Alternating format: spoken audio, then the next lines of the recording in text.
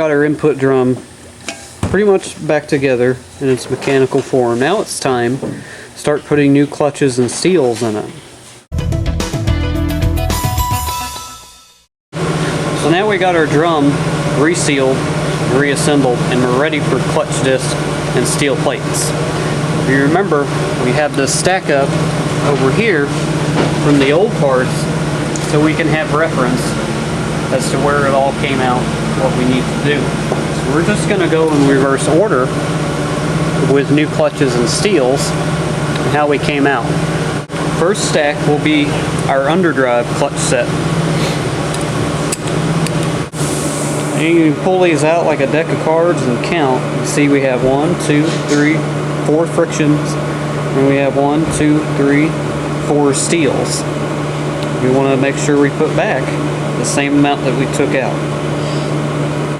This piston down here is exposed, so we need to start with a steel plate and then alternate in this manner. Steel plate, friction, steel plate, friction, steel plate, friction, and so on.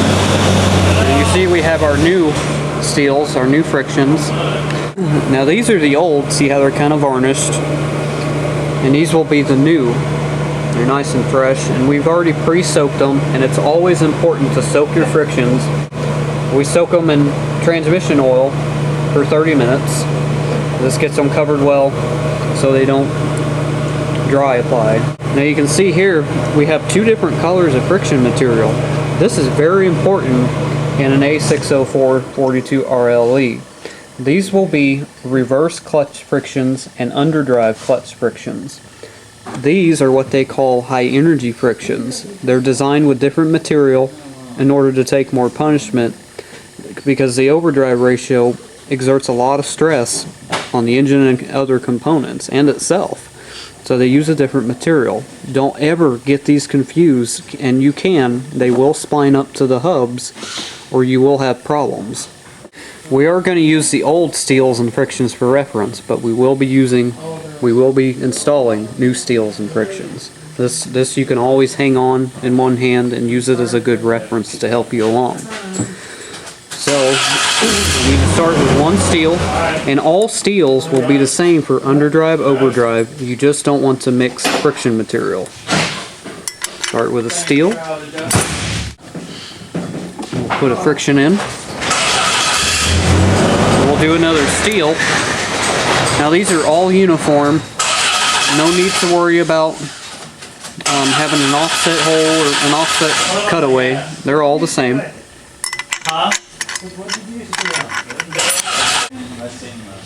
And another clutch. And steel. Friction. Steel. And we end with a friction on this stack. Set our old ones aside. We do no longer need them. Now I did set this last friction in, but I should not have yet. We will remove it. We'll show you why. Before I put my last friction in the underdrive clutch, we want to install the first snap ring for the underdrive pressure plate. There will be 2 that secure it. Work it down similar to how it was removed. And it goes in the bottom slot.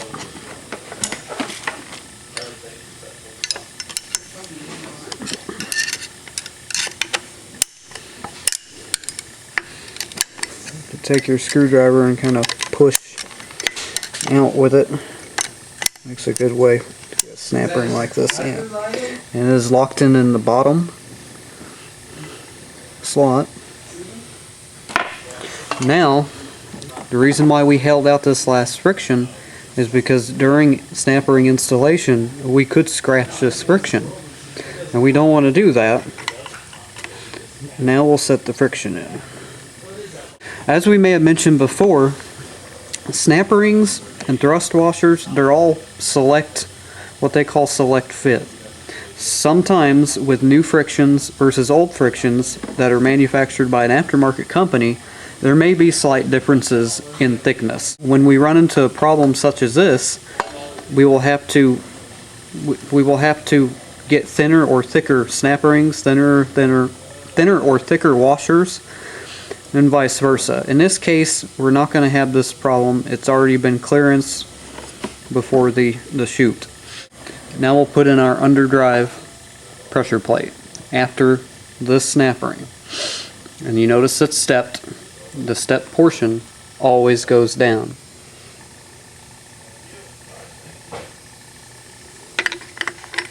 It is uniform also.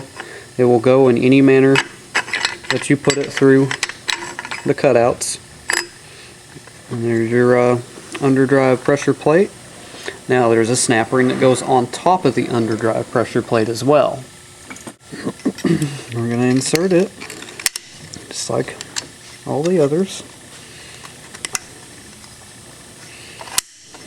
And this one popped in with no major issues.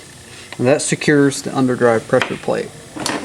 Give ourselves a little bit of a clearance check right here. I already know what it is, but I'll demonstrate one way to do it if you ever have to do it. Just take you a pick you out a line of frictions all the way to the bottom.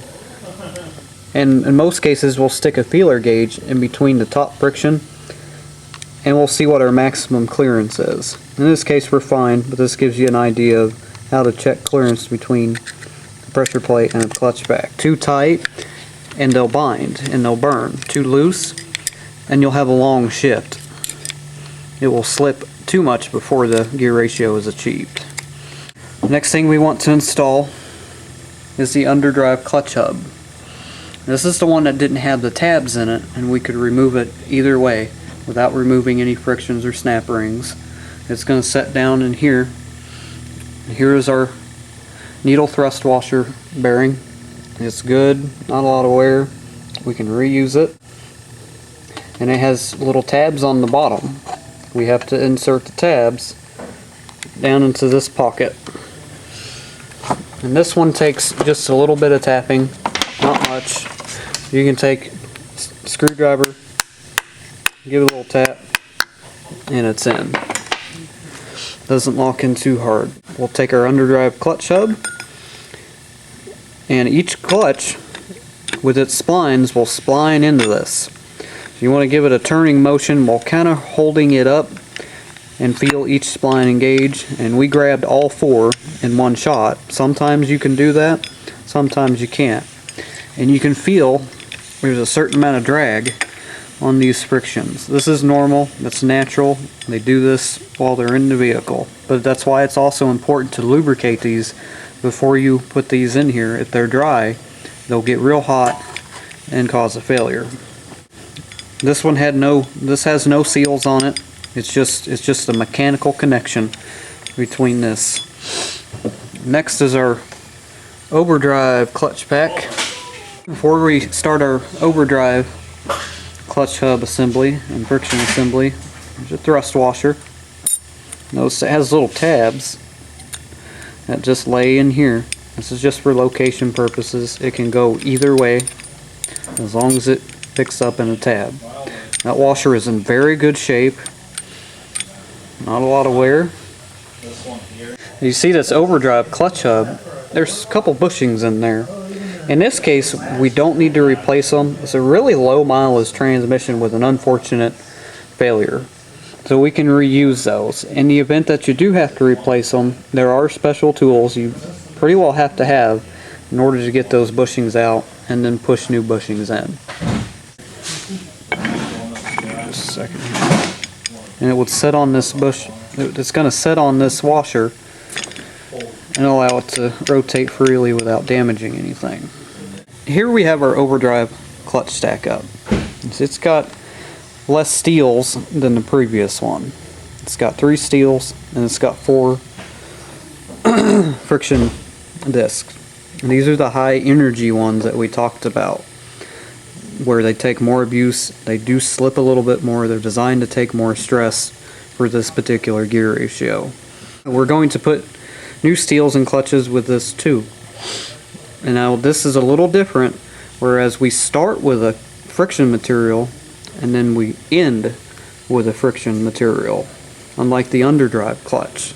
So pay attention to that. And the reason for this is because the underdrive pressure plate also acts as a steel for the friction material in the OD clutch pack. And here we have the overdrive clutch hub. Now this has got the tabs on it that don't let them fall off, so we have to assemble this as such where it all drops in one spot. So we start with a friction, steel, friction,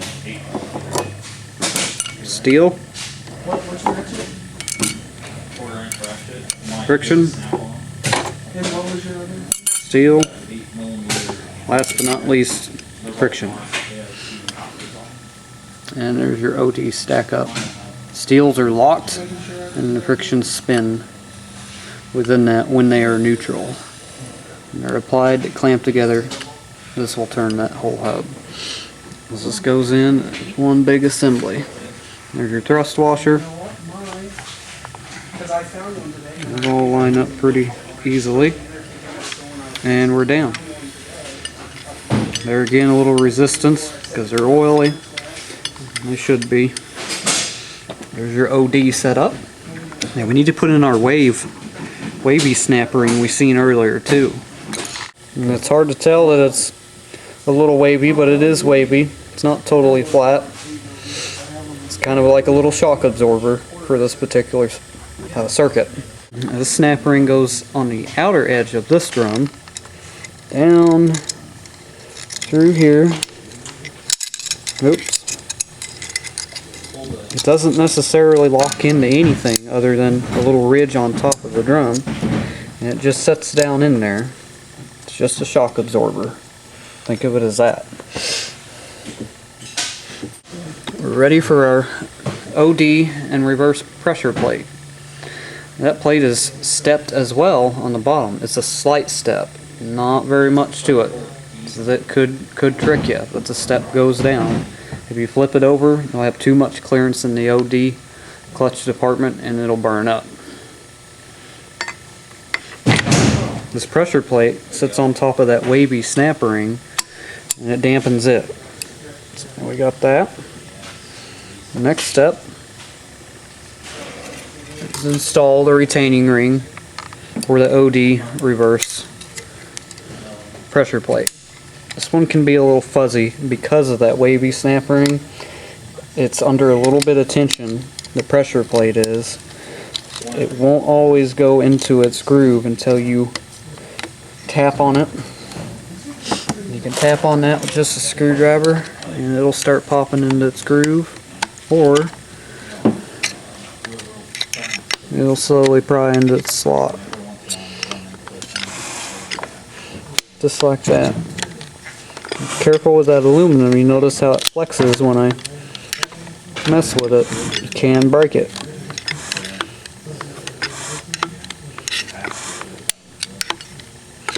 And it appears that we are seated just fine. Now, to do a clearance check on the OD clutch, we would install it without the drum and then stick a feeler gauge in it and see. The clearance was fine previously, so we're good to go. Last but not least is the reverse clutches. There's only a couple of them, one steel, two frictions of the non-high energy ones. These don't get used as much, so they just kind of float around more than they're used. So we start with a friction, put the steel in between it,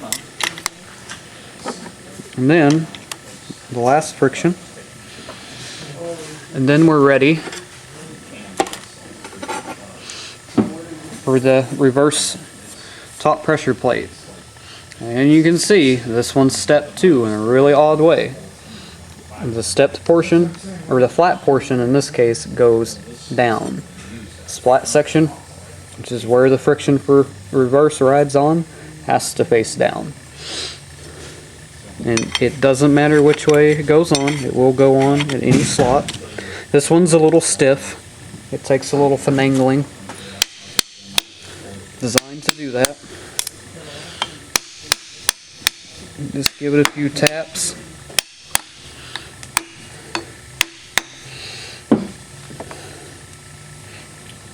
And we're about down.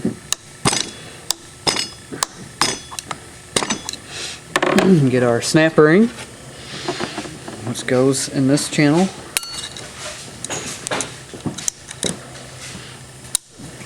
We're going to have to push down on the hub just a little, or the pressure plate, just a little bit more to get the snap ring seated, and it's going in. There's a reason for this.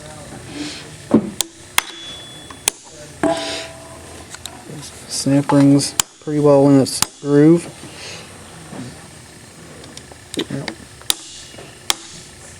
It's also got that wave spring that we've seen acting on everything, making it springy.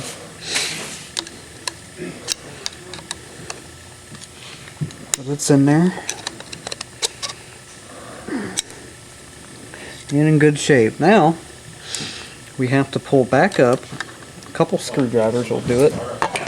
Pull back up on the reverse pressure plate, and it moves ever so slightly. Now it's definitely seated on its snap ring, and the snap ring is seated.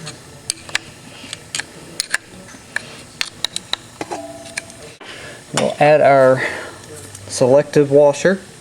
Again, when you get into these transmissions, any of them, you can run into clearance problems when you change thicknesses of clutches and stuff. So you may have to purchase thinner or thicker washers. In this case, we got everything we need. That one will go there. And then this thrust washer will go on the 2.4 hub later on in the overhaul. Next, we're going to air test all these clutches we put together in here, and you'll get to see a little bit of this drum in action and how neat it actually is.